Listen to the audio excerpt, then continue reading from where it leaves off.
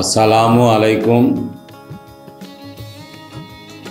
পবিত্র মাহে রমজানের বিদায় লগ্নে এবং আসন্ন ঈদ উল ফিতরের শুভেচ্ছা জানিয়ে আপনাদেরকে আন্তরিক মহরত জানাচ্ছি।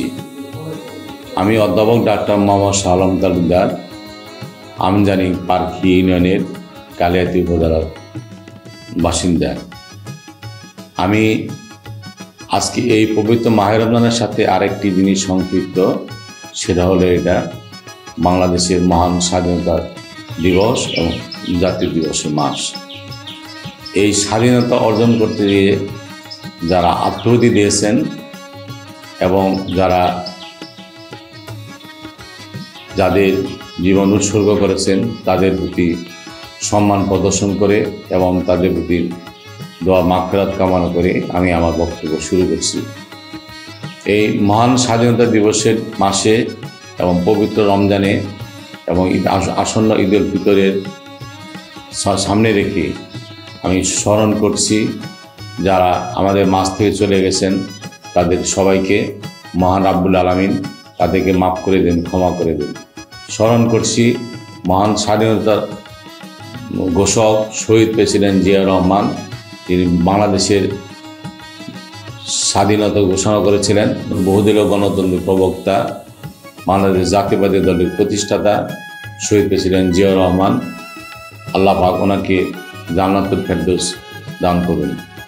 আমি স্মরণ করছি ওনার সহধর্মিণী, যিনি বিগত 17 বছরের স্বৈরাচার সরকারের শাসনামলে জেল জুলুমের জন্য উনি অসুস্থ অবস্থায় আসছেন। আমি স্মরণ করছি সেই দেশনেত্রী mother of democracy Begum Khaleda Zia, সাবেক প্রধানমন্ত্রী, ওনার আশুর মুখ কামনায়।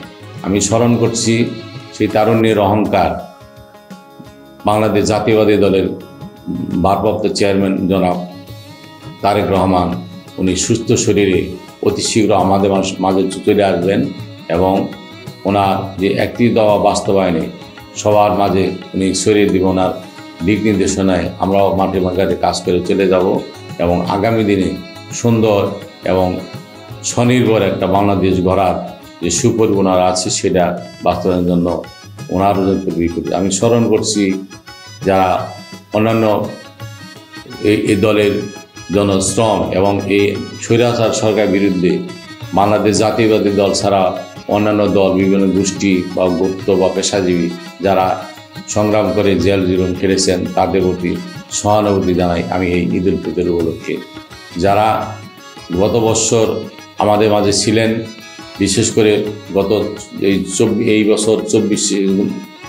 বছর 24-এর গণ অভ্যুত্থানে বৈষম্য বিরোধী ছাত্র জনতার আন্দোলনে যারা শহীদ হয়েছেন তারা আমাদের মাঝে নেই। তাদের কথা স্মরণ করছি, তাদের রুহের মাগফিরাত কামনা করছি। যারা আহত অবস্থায় বিভিন্ন হাসপাতালে অথবা স্বাভাবিকভাবে ঈদ উদযাপন করতে পারবেন না, তাদের প্রতি সমবেদনা জানাচ্ছি। আমার লক্ষ্য যে সারা দেশ তথা কালিয়াতি উপজেলায় সুন্দর এবং সাবলীলভাবে এই কালিয়াতি উপজেলা গড়ে উঠুক। এই জন্য সর্বস্তরের জনগণ সবাই যাতে সচেতন হয়, তাদের অধিকার, তাদের কি করা উচিত সে বোধগম্য তাদের মাঝে জেগে উঠুক এবং সবারই সুস্বাস্থ্য এবং ঈদ মোবারক জানিয়ে আমি আমার এই সংক্ষিপ্ত উপস্থাপনা শেষ করলাম। আগামী দিনের আরও কোনো কিছু আহ্বান জানিয়ে আপনাদের এই আজকের অনুষ্ঠানে আমি আমার অনুষ্ঠান থেকে বিদায় নিচ্ছি। আসসালামু আলাইকুম।